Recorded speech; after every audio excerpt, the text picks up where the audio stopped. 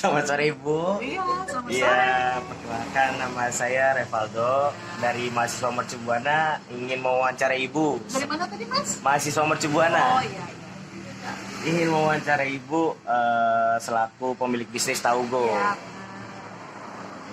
Eh, ini bisnis yang seperti apa? Bisa dijelaskan sedikit, Bu? ini bisnisnya itu cakupannya makanan.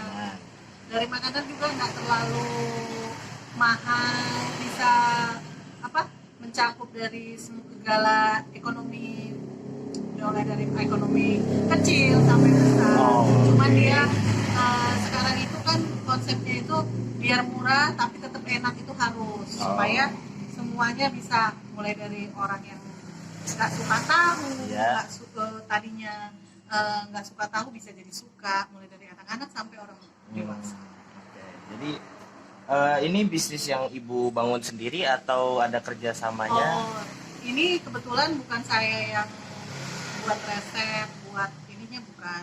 Ini franchise, jadi bisnis. Jadi ada salah satu perusahaan yang memberikan kesempatan buat kita mitra yang mungkin di masa sekarang ini perlu mendapat penghasilan. Jadi mereka menawarkan kita untuk membuka di beberapa cabang.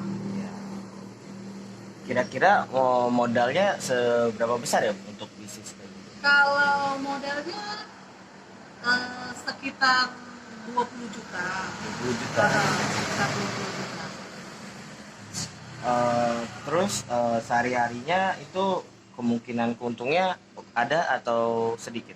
Eh, Keuntungannya ada, cuman tidak terlalu besar di masa saat ini, kondisi saat ini itu nggak terlalu besar. Tapi kalau Kalau di di masa, hari sebelum, kan kita bukanya sebelum masa pandemi sekarang ini, iya.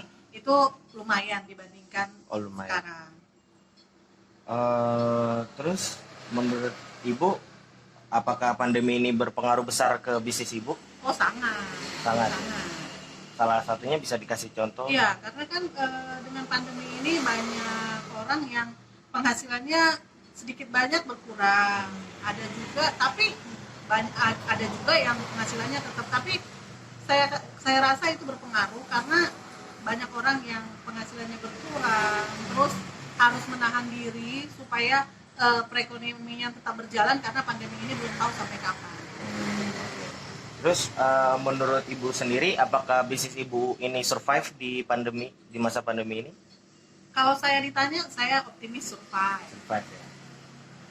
Apakah mungkin bisnis ini bisa dilaksanakan oleh para prakerja, kayak misalnya ada yang di PHK karena masa pandemi ini, terus dia mau mulai bisnis ini, apakah cocok atau tidak? Saya yakin cocok karena kan ini usahanya kalau dilihat dari modal mungkin sekitar 20 itu untuk usaha saat ini nggak terlalu besar biayanya, karena dia udah 20 itu kita udah terima bersih, kita udah nggak perlu resiko kira-kira diterima nggak ya masyarakat, karena resepnya sendiri udah terjamin. Jadi saya pikir dengan 20 juta itu menurut saya nggak terlalu besar buat orang untuk memulai usaha. Misalnya buat yang orang misalnya di PHK, mungkin kan kalau di PHK juga akan dapat pesangon kan, dapat pesangon. Jadi saya rasa bisa dialihkan ke usaha seperti ini. Terus kira-kira tips dan trik berbisnis Ibu ada yang bisa di-share gitu? Saya rasa kalau di masa sekarang ini tips untuk berbisnis itu yang pasti bisnisnya tidak terlalu mahal, bisa dijangkau oleh semua kalangan penghasilan berapapun. Karena kalau kita bisnisnya terlalu besar juga, orang pasti akan tidak berani kalau di masa sekarang. Jadi sebaiknya kalau sekarang ini pilih bisnis yang semua orang bisa merasakan, bisa membeli.